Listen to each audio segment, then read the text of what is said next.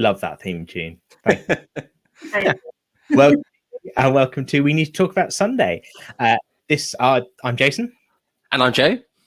And this week we are joined by Katie because we're talking about what happened on Sunday, as we normally do, I guess, but it's what happened at Funday Sunday this week. It's a takeover because obviously, certainly this week and once a month, what happens on a Sunday and Funday Sunday is quite different to what goes on for the rest of us. So we thought we'd take this opportunity to have a bit of a chat about that.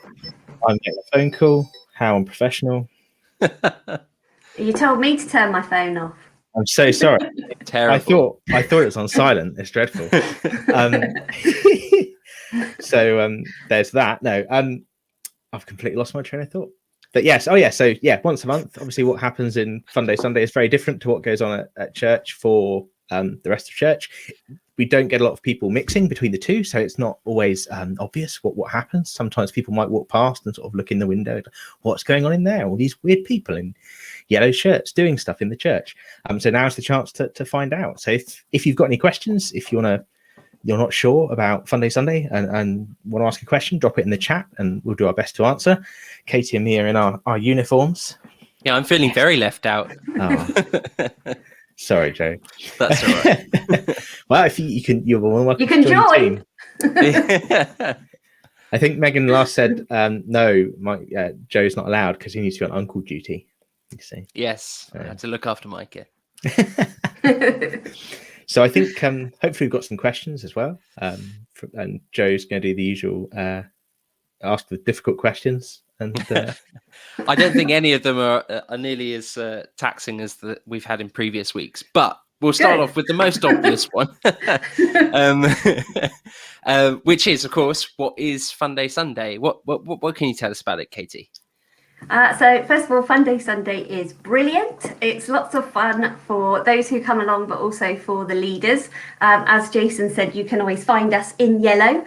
But Funday Sunday is a free craft session for children and their families.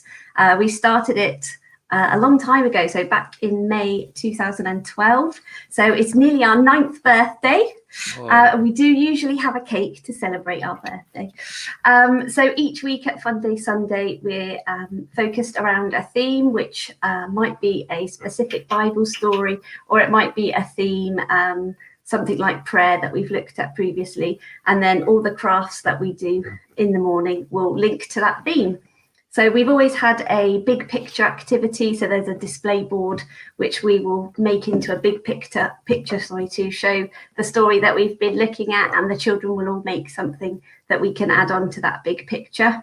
We always have a story time. Over the years, that sort of evolved from a storytelling from a book to plays the leaders have put on. And now usually we will watch an animation of the video because we found that actually that's a really good way of engaging the children after lots of craft time. And we always end our time after lots of different crafts with what we call all together time, which will include sort of a roundup of the session, but also a prayer. So again, that's something that's evolved over the years. So now we have an action prayer. It's a very short prayer that we say every week using Makaton actions. And that's something that all the children and their parents join in with, which is great. Great. Is there a certain age limit that you have on the children, or anything goes? Yeah, not at all. We do say anyone is welcome, but grown-ups must be accompanied by a child. So that's really important. We obviously pre-COVID, children could be left if they were over the age of 3. Obviously with various forms to fill in. And we did have that happen a few times, particularly for families who wanted children in Funday Sunday, but then that gave them the opportunity to still be able to go into the service. But most families all come to Funday Sunday together. But no, there's no age limit. And actually we've got some families with older children who now like to take on a more leadership role. So they come with their families, but actually it's really nice to see them helping their siblings with the crafts as well. Yeah, I bet. I can imagine that it's actually quite nice family time, actually, when they can sit at the same table and do the same crafty things together, which is great. So have you had... Oh, go on, Jace. No, I was going to say, so if I would say if people are sort of familiar with the concept of messy church, it's not too far away from that in terms of the sort of things we get up to and how we run it. It's different in the sense that obviously we do it on a Sunday morning, and it's we don't tend to kind of turn it into like I think part of what Messy Church aims to do is to be a more rounded act of worship altogether, and we don't do that quite so much. But otherwise, I feel if people are familiar with Messy Church but not Funday Sunday, that would give them a kind of idea of what it's like. Mm-hmm. Yeah, so we've used a lot of their resources to support us. Some of our leaders have visited messy churches just to see how that works. And part of when we were setting up Funday Sunday back in 2012, we did talk about whether we'd go down the messy church route. But we felt that we wanted to offer something on a Sunday morning for church families, but also families that don't attend church regularly. And actually, we have seen a real mix of families attending and keep coming back. So when we first started, we sort of always prepped our activities for 10 children. And we thought if we hit double digits, we were doing really well. But pre-COVID, actually, we always had to prep for 25 because we knew confidently we'd get at least 20 children every week. So that's been really good.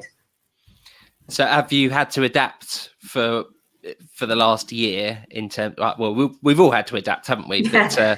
But how does Funday Sunday look in the last couple of Sundays? Yeah, so we've obviously had to change quite a lot. So back in March last year, we managed to squeeze our last session in before lockdown. We were obviously aware of the situation. So even back then in March, we put lots of different things in place, like hand washing stations, and made sure we did that more vigorously, I suppose, before snack time, that sort of thing. But then after that, it evolved over the year. So it started as Facebook posts, emailing out ideas, downloadable packs of crafts. And then eventually we moved on to doing some Zoom Funday Sunday sessions. And then finally we've made it to YouTube, which was really nice actually, because it meant all the leaders could be involved with that and the children could see all the leaders. We're a small team on the leadership group for Funday Sunday, but actually they've all worked really hard. We've worked really well as a group to make sure that we could put something out every month. So yeah, we've continued to meet over Zoom to plan what we do for the next month. But it was great to be able to be back in the building for this month. Well, I've got some photos I can of things. Hang on, let me see if I can. Whilst you're finding that, Jace, Katie, you mentioned the team. Yes. Do you want to give a bit of a shout out to who's I'd love on the to team? give some shout outs. Yes, I hope you don't forget anyone. But yes, we always have a cookery type craft, and Corinne is your lady for that. So speaking of cookery, here we've got a lovely rainbow fruit salad. So part of our lockdown pack for right at the start was about looking for the rainbows, because lots of people were displaying those in their windows to celebrate the NHS, and we wanted to reflect that it was a symbol of hope for us. So we did a lot of work on rainbows. So yes, Corinne is our lady for the food crafts. So I should also mention Sandra and Martin, who are always behind the big picture. So they've got lots of craft ideas for that. Here's some mini beast creatures we did again in lockdown. That's actually in my garden. They're my poor attempts perhaps at some toilet roll tube animals. I'm sure the children did much better. So yes. There's lots of us on the team. So Heather, who has been our loo meister when we're back in the building. So she's in charge of, it's a very important job. She's in charge of making sure that the toilet's cleaned in between uses, that sort of thing. But she's also amazing at welcoming all the families and explaining the task. She's really positive. We've also got Vicky and Adam, who pre-COVID times would have organised the snacks for us. Irene is brilliant at coming up with some really creative ideas. So last Sunday, we made lots of flowers to celebrate new life. And Irene had spent ages putting all these wonderful packs together. So Jason, you might have a picture of that let me coming, but I'm not sure if you do. It's on the Facebook page if not. But yes, a big shout out to Irene for her cupcake case flowers. And of course, I cannot forget Megan, who pulls the team together. So she is really the brains behind the operation. She organises us. And yeah, she's the one who makes sure that we've got a good variety of activities, making sure everyone's got chance to make something to bring to a session, that sort of thing. And what I often do is use my skills as a teacher to do lots of talking and write risk assessments. So yes, a small team, but we've all got lots of skills to bring to the table, and we do work really well together. And I'm sorry if I've forgotten anyone. Jason, of course, you come along sometimes. And he just wreaks havoc. I'm usually doing what I normally do anywhere, and that's the technical bits often. Yes. Yeah. And wrangling the occasional child to make something. Usually if there's a particularly messy task, we'll put you there. Yeah. Yeah, and I suppose I should also mention that all the leaders, like I've said about me using my teaching skills, I suppose, to bring to Funday Sunday, all the other leaders can do that as well. So Martin, for example, is a carpenter. So we have given the children opportunities to do some woodwork at Funday Sunday. So we really like to come up with activities that are different, things they wouldn't necessarily be doing at school or at home. We want them to have something memorable to take home so they can carry on those conversations with their family, even away from that Sunday morning.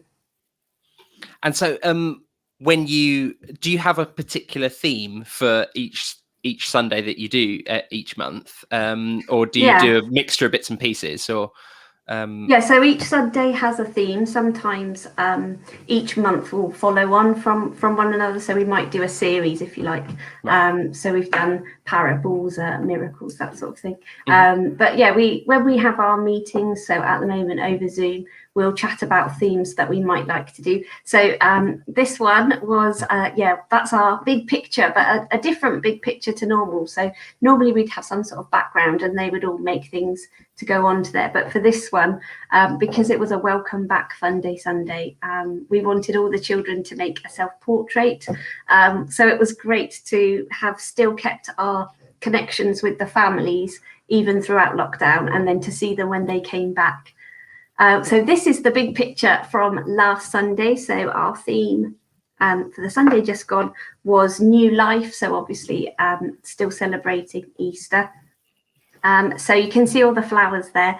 So Irene, as I mentioned, was the brains behind those. So there was different options of which kind of flower they'd like to make. So some easier, some more difficult, depending on those different ages. Because we're never completely sure of the age of children that will come along, particularly pre-COVID when they didn't have to book. So we do always make sure that there's something for a range of ages. And then they also made some mini beasts to go on there as well.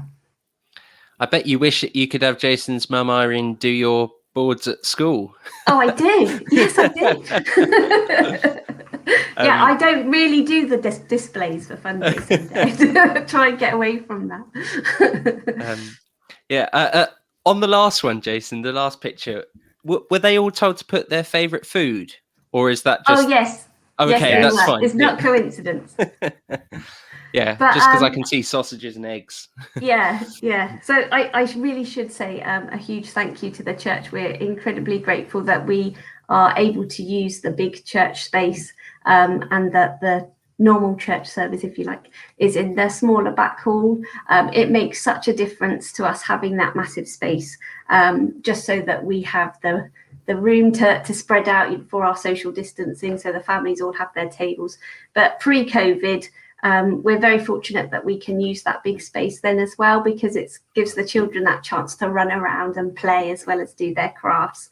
And it makes such a difference to them that they've got this familiar space that they keep coming back to. Yeah, and it's a huge, for me, I see it's a huge part of our welcome as a church. In fact, it's interesting because Don popped this in the chat earlier. Might come back to this a couple of times, but I think that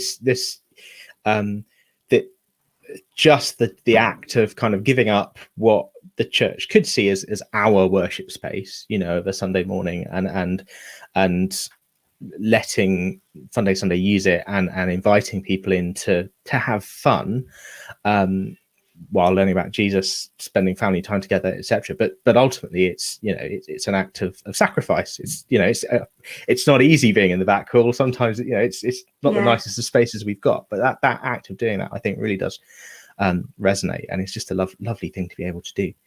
Well, especially as obviously out the back, I know that you say it's not the most wonderful space, but obviously it's still functional for being able to run Sunday like we did just this week. It is if you pull enough cables around, yeah.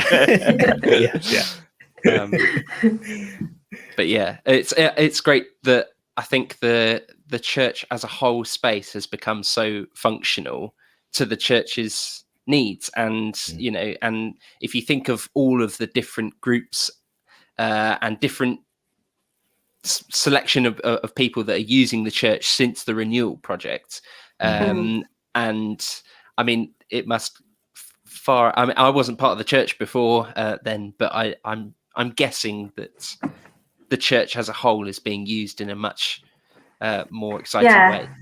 And I was on the renewal team actually when we were talking about how we might adapt the building, and I can remember in a meeting with Corinne, so Corinne, one of the Funday Sunday leaders, she was on that team as well, and we were talking about, wouldn't it be great if we could have a bouncy castle in church one day? And we've done that now, so it's really nice to think that actually we have thought about how we can worship in different ways. Having those families in on a bouncy castle was still an act of worship from us. So yes, I think it's great we've got a good space. And a Kaylee, I think. Am I right in thinking that? I'm sure I've been to a Kaylee at Romsey. Yeah. Yes. That wouldn't have worked with the pew still in. So. And I'm not sure how that would go at Funday Sunday. But it's a good point, and it's an interesting one, because I remember when that question came up so much, especially over the years before, of will it get used if we do it, and is it worth it? And now it's so easy to come back to that question like, yes, 100% and more. It was totally worth it, and we've been able to do so many incredible things. It's great. It's great. And I think that idea of the familiar space, the fact that we use that part of the church is really important, because we've now got families who come to different events. So families who come to Funday Sunday, they might have started off by going to Who Let the Dads Out or Coffee Stop. And because they know that part of the building, it's good they come back to that. Yes. You said that. I remember a mum talking about walking past the church a couple of years ago now, and their child throwing a tantrum because they wanted to go into church, because church is it's such an exciting place to be, and all this amazing stuff happens at church, and couldn't walk past it and threw a tantrum. And I sort of thought, I know mum was trying to tell the story as sort of and I just thought, yes. But that's it, isn't it? We want church to be that kind of place that people, want to stop at and don't want to walk by. I think it's great that that Funday Sunday has been able to do that. Yeah. Well, picking up on Don's question, actually, I mean, do you think that there's anything else that we, as the rest of the church, in inverted commas, could learn or could help support for Funday Sunday? Well, in terms of what you can do to support us, there's lots of practical things. So keep an eye on the notices for when we have requests for strange objects like egg boxes and things like that. So that's always helpful. But lots of prayer is always appreciated when it's a Funday Sunday session. Particularly at the moment, we always start our sessions as a team by praying that we'll all have a good time. We'll all learn something new. but also that at the moment we'll all stay safe. So yes, lots of prayer behind us would be really appreciated. In terms of things I think others can learn from Funday Sunday is that worship can take all sorts of forms. We haven't always sung songs that Funday Sunday, and obviously we can't at the moment, but over the years we have introduced some action songs. So we do have that similar element of worship, but as Jason mentioned earlier, there's lots of other ways that we can offer up the time as worship as us as leaders, but also those who are coming to the sessions too. I think if there's anyone out there who's watching the podcast today that hasn't seen the recording of you guys doing the actions to was it My Lighthouse and Our God is a Great Big God? Yeah, we've done two now. Check them out on Facebook because on our YouTube, because they're hilarious. We've talked about our skills that we bring to the team, and you know, you can really see those skills in our action songs. Yeah, no, they're great. Yeah. They're really great. or lack of. No, they're fun, and yeah, they were fun to make as well, because it is a laugh, and it's fun to be on the team. And I think as well, thinking about what can the rest of the church learn from Funday Sunday. Well, what Kate said about what is and isn't worship, I think is a big one. And I think certainly after having done Funday Sunday, thinking about how we move, and funny enough, we're doing it now with lockdown. We're bringing craft into our services an awful lot more than we ever have before. But thinking of that as being a time that we can spend with God, almost meditative, but it almost doesn't have to be that serious, I guess, but still intentional. That actually, you know, making something, and some people, it really speaks to them, being able to do something. You know, it's services. It's very easy to be a sit and listen or watch, and can be quite passive, and that doesn't work for everyone. But doing things. Yeah, we always try and have, so the big picture is a craft that they leave at church, because we want others to see it and know what we've been up to. And it's about making something as a team, as the whole of Funday Sunday coming together. But we also like to always have at least one craft that they'll take home to remind them of what they've done in that session. So here's a great picture. This is one of Corinne's food activities. They're not always full of sugar and chocolate, but last week's was Easter, so we had to, didn't we? So it was a session, as I say, about new life. So the big picture was making flowers, and then this was to make a flower for their snack, which they eat whilst we're watching the story. So obviously at the moment things are a little bit different.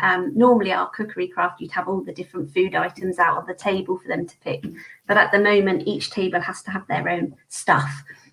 So for each craft, they have a bag of everything they could possibly need to make that, so that they can choose it and make it very much how they wanted to make their flowers. So some had a lot more jelly than others. Some went for lots of bootlaces, that sort of thing. So yes, that's a big thing we're doing at the moment because of the COVID restrictions. So we have to have our tables obviously socially distanced, but then on the tables they'll have their bags of crafts. They've got their pencil pots, which has their own anti-back-in, pens, pencils, that sort of thing. And we also introduced a help sign. So I've got that somewhere. Hang on. We go. Okay. Yeah, there we go. Yeah, so they've all got a pot like this on each table. And as leaders, something we're finding really hard at the moment is not getting stuck into the crafts with them. So normally we'd sit alongside the families, which is wonderful because it's lots of time to chat to them and get to know the families, not just the children, but the adults as well. So we're really missing that. But they've got this help please sign, which they wave when they finish their craft, and we come and have a look and chat about it with them. Or if they're stuck, we can give them a hand there as well. And that's a good point about chatting, actually, because we do make a point to, I mean, and we talked about all ages, but we make a point to make sure we've got pastoral support available to parents. And to be able to, you know, if whatever kind of I guess, place you're in as a parent. If you come along to Funday Sunday, if you want to get stuck in with the kids and make stuff, great, that you can do that. If you want to sit at the side and just be, no, I can't deal with this child right now, that's absolutely fine as well. And you know, someone can have a chat with the parent while someone else helps the child make something, and it kind of that works really well, I think. And again, pre-COVID, we would always have an adult craft table for that very reason. So some children are more independent than others, you know, depending on their age, as well as, you know, how confident they might be. So some children want to leave mum and dad at the table, or granny and granddad, whoever they've brought. And actually, that's really nice to see parents sat around a table together doing a craft, chatting. And another important role for the leaders is making the teas and coffees. You know, that's, again, it's part of our welcome. And we make sure that the leaders have a tea and a coffee with the people who come along as well, because we enjoy that chatting time with the children and the adults. I think certainly a massive aspect that we as the rest of the church can learn from Funday Sunday is simply the effort that you as a team seem to put into making it, you know, as good and as exciting and engaging and enjoyable for all the age groups, for the adults and the kids. Which well done, guys. Thank you. But that's the benefit of having such a wonderful team, isn't it? And you know, it looks like a lot of hard work, but actually it's a lot of people contributing things that they are really good at. And so yeah, I'm not going to say it's easy, but actually, you know, we've got some really gifted helpers that are, you know, that's part of their service, and it's great. Yeah. I won't ask you what the next theme is, but I'll ask you how you, because they have no idea yet. We don't know yet. There's a lot of planning that happens. Yeah, there's ages yet. Clearly, a lot of planning happens in between the sessions. Yeah. But yeah, how do you guys come to deciding on a theme for the sessions? So when we meet together, we've probably had time before that where Megan might have sent us some suggestions to have a think about, or something that we've done, maybe because we've been going a long time, you know, we obviously do start to bring some things back in again. But part of that is looking back at Megan's, she's got very thorough records. So we know when we last did it, because we don't want to bring things back too early. But she'll often send us some suggestions, and then before the meeting, we'll have all had time to go and have a look on Pinterest, which is often where we go first for ideas. And then at the meeting, we'll say, actually, we could find a lot about this theme or this story, but this one was a bit trickier to resource. So that's kind of our starting point. Then when we've picked our theme or our story, we go through the crafts that we like to do. So like I say, we always have a cookery craft. So we have a chat about what that might involve. And then it tends to be Corinne who goes off and preps that one. And then we go through other ideas. So again, pre-COVID, we would have different zones. So you'd have the painting zone, the building zone, the cutting and sticking zone. So we try and break down each theme into those areas and then delegate out who's going to be doing which activity and prepping that for the session. Sometimes in a session we can plan the next three. Sometimes we go off on a tangent and we get really stuck into one theme. But there's lots of chatting in between sessions in our WhatsApp group, lots of emails. So yeah, there's kind of a constant communication going on. Have you got sorry, Jace, go on. No, go on. It's all right. It's all right. I was going to ask you both if you've got a highlight, you know, one of your favorite memories. Maybe it was last week, maybe it was a year ago, or maybe it was from 2012. I'm putting you both on the spot. I do. And I don't know when it was, and I don't know the exact words from a child, but there was a session where it was in all together time and we were all sat round. And a child said something along the lines of, wow, God really does love me. And that was a real, we've done it. You know, that is what it's all about. And you just hope that they carry that for a very long time. So yes, that was my highlight. Sorry, Jace. No, I think I'd pick the same one. Frankly, it's between that and one little boy deciding to paint his entire arm green. But, great. one was funnier, but the other obviously was much more heartwarming. And of course, when we made Goliath, we made a true to size Goliath, and we threw wet sponges at him. Just things like that really stick in your memory as what a good time we've had learning Bible stories. Yes, actually, on that point, because I think one of the things that we've always been quite keen to do at Funday Sunday is to not sort of reduce the Bible to a series of moral tales. Right. Like sort of traditional Sunday school, because that's not what the Bible is. And to make it, if we're talking about a Bible story, it's always about what does this tell us about God? How can we understand our relationship, or the relationship that we can have with Him through this story, and never try and and not try and condescend either in that sense. This is. It's always a kind of this is what we think this in the same as you get in a sermon, I guess. This is what we think this passage is telling us for today, and how it helps us to understand who God is and what kind of people we should be in light of that. Obviously in much simpler language for children, but it's never just a kind of here's a story from the Old Testament, so eat your greens kind of thing. But yeah, I think we have included some quite challenging Bible stories or events on the Bible. When church was following a series about Revelation, we didn't dodge that. We obviously didn't look at it in the same depth, but actually we still made sure we were looking at aspects of that and the kingdom of God. I would say we're not afraid to do tricky lessons, and it's not about dumbing them down. It's just about making it appropriate and with the right message, so that we can show that genuine, this is what we believe. Yeah, because, and I'll bring this picture up, because ultimately at the center of it all is the cross, isn't it? We have to deal with that. I know occasionally I've been with Megan at sort of Christian bookshops and the like, looking through kind of children's Bibles and things to make sure that they include the Easter story, because some of them don't, because they think, oh no, kids can't handle the Easter story and the concept of the death and resurrection of Jesus. Oh no, it's too scary or whatever. But of course it's that's what it's all we've got.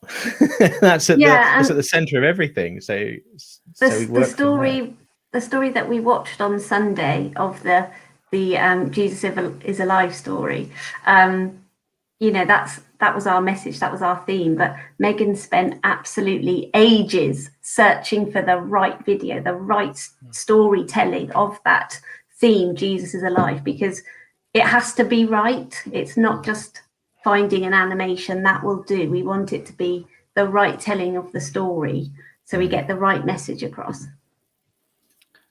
And of course, the same thing is happening next door, just in a different way. It's still the same message, isn't it?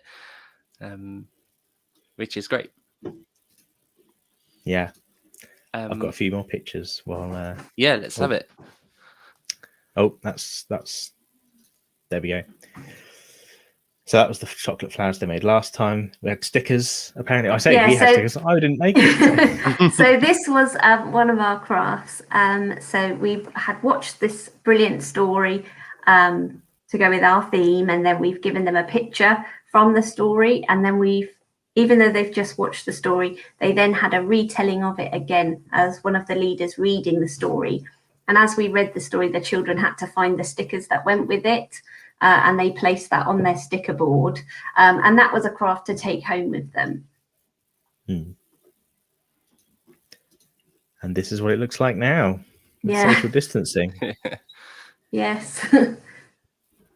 So then everything that's on their tables at the end of a session, it is quite a big job to do, is sort of a clean down. So we do have to put everything in a quarantine box at the moment when we finished. But even though we haven't done that many times, actually we're in that good practice now that having the team there. We're on limited numbers of how many leaders we can have, but we're kind of in that routine now.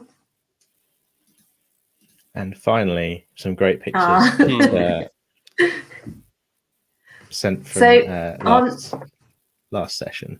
Yeah, and she had a wonderful time making flowers. So when Heather showed her, these are the flowers you're going to make for the big picture, she just absolutely beamed and said, "Oh, I'd love to make one of those." And she was so proud when she saw Heather putting it up on the wall. Fab. It's wonderful.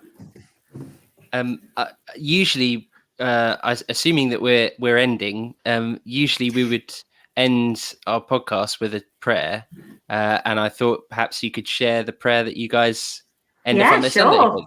Yeah, it's a great idea. So there's some actions for you to do. Hang on, shall we? Let me make you bigger, Katie, so that you can. There we go. There we go. Yeah, cool. Okay, so first of all, we do thank you. Thank you, God, for today. For today. Amen. Amen. And we always do it twice at Funday Sunday. So say thank you. Thank you, God, for today. Amen. Amen. There we are. Wonderful. Fab. Yeah. Well, thank you for joining us. Thanks for having me. No, it's great to hear. And onwards and upwards. Obviously, your next session is on Sunday, the 9th of May, because I have checked the date, unlike these two who are actually part of the team. I just know it's the second Sunday of the month.